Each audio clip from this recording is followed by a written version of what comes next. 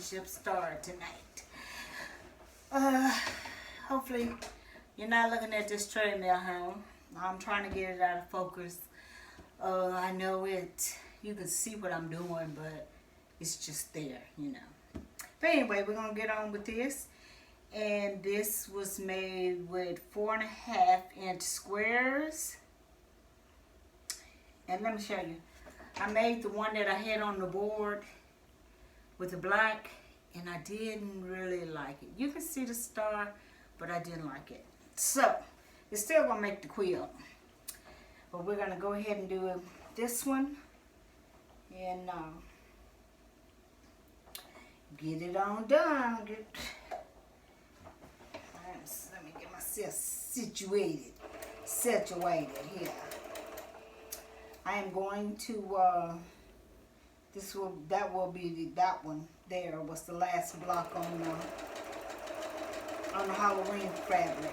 So this right here, this one here will go into my sampler quilt. So I got some more hair square triangles that I will be making blocks. So some are going to be, these are going to be a little bit more challenging, only because it's more hair square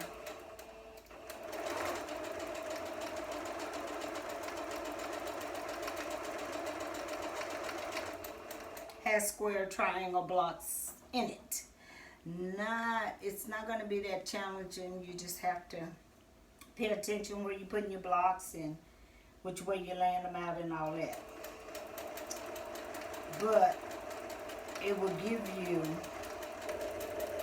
I'm going to find some blocks that has a lot of hair square triangles in them that will give you the opportunity to make a big, beautiful block.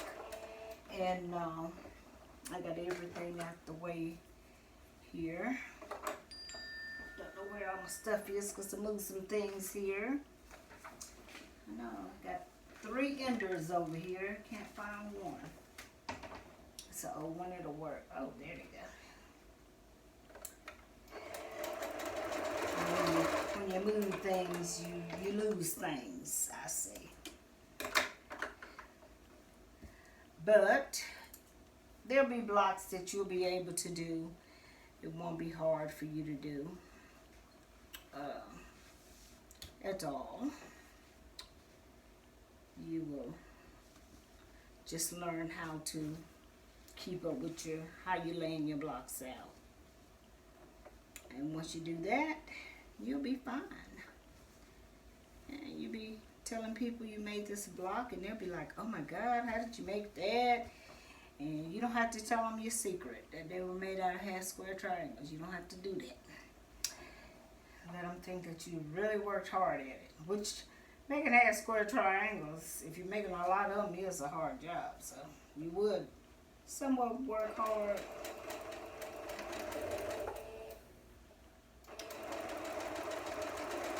But I don't mind making them. Don't have a problem making them. I hope everyone is having a lovely day.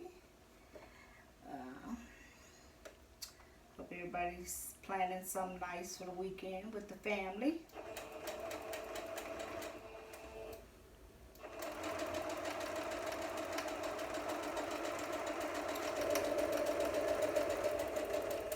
As you can tell, family is very important. To me, it is. Especially if you have younger kids, you need to enjoy them, because once they get grown, they gone and they don't come back too often. Like all my kids are grown. But I am thankful for my Cookie and my grandson. You want to act up tonight. I bet you that scene flipped on me up under there. If it did, I'll have to go back and fix that.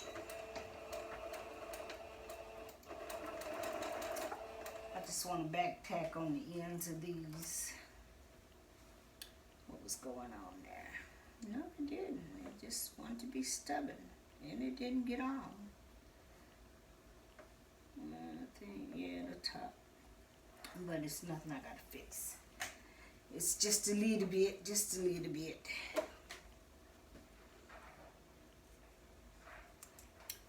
So I have been working on my machine a lot lately, and I've been using a lot of muslin, and because that's what I'm making my cathedral window quilt out of, and so I've been making those. There's our block. Now I'm gonna come back. You know, I got to go open these seams up because I opened them all up to eliminate that bulk, that all that material clumped up in one area. I'll be back. Okay, I'm back. I got those seams open, and now I'm gonna go ahead and put it together. Then, you know, I got to go back and open the other seams. But I know it just makes it flatter. Like I say, I haven't shortened my stitch length. I just left it as it was, and I don't think I have any problems. I never shorten mine.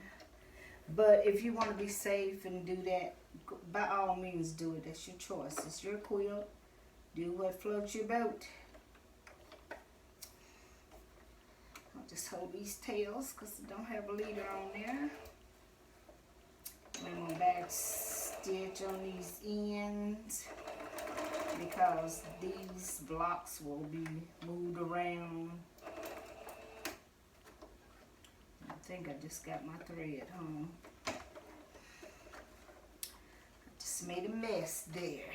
That's what you get from trying to take shortcuts. Ugh, I can't even talk. Shortcuts, it always happens. I could have just picked up the leader, which I think I'll have to do. And put it on there.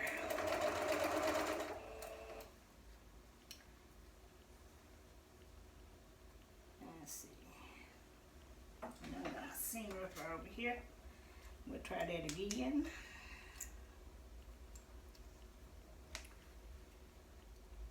I don't want these double stitches here.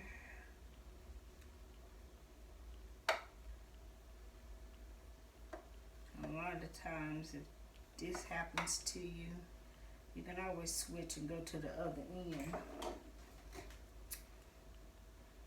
Which made me tear up my block a little bit, ravel my block a little bit. But we're gonna get it done. We're gonna get it done. And since I did that, I'm gonna go to the other end and start out fresh. So that way I'll be coming off of that instead of trying to get it to go in. Just sometimes things happen. Don't worry about it. Don't sweat it. Like grandson would say, don't sweat the small stuff. It'll work out. It'll come out in the wash.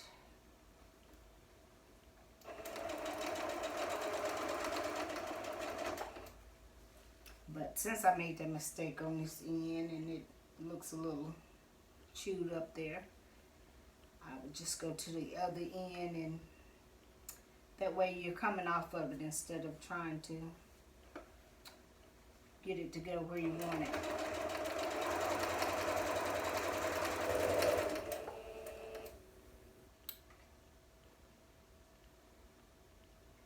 You won't have a problem.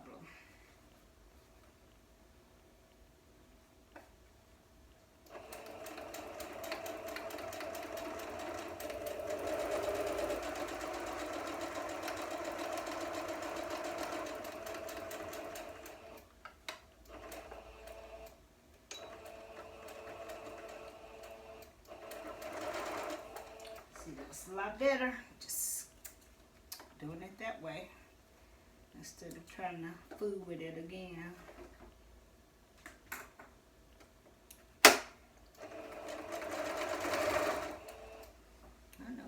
else with me and my leaders tonight. I don't want to put them under there. Knowing they save my life all the time. It's just scrap material. I keep all my little scraps in. I usually keep a drawer full over here, but the kids for some reason wants to play with them. Till halftime I have to run them down. Make sure those seams are buttoned up together. This is a 12-inch block also.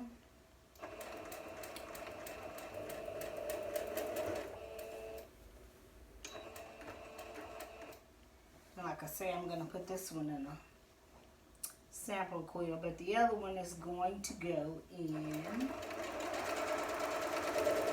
my holiday quilt.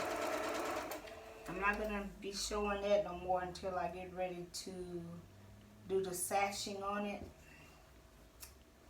But next week I'll be coming with another block.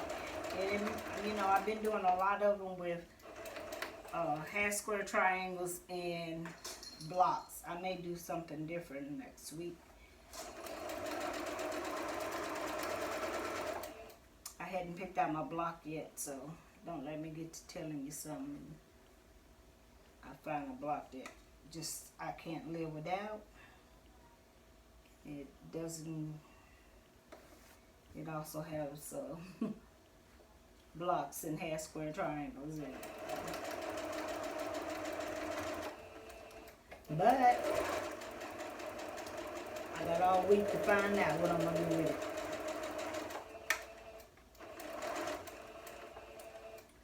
Like I said, I just want to back tack on these ends,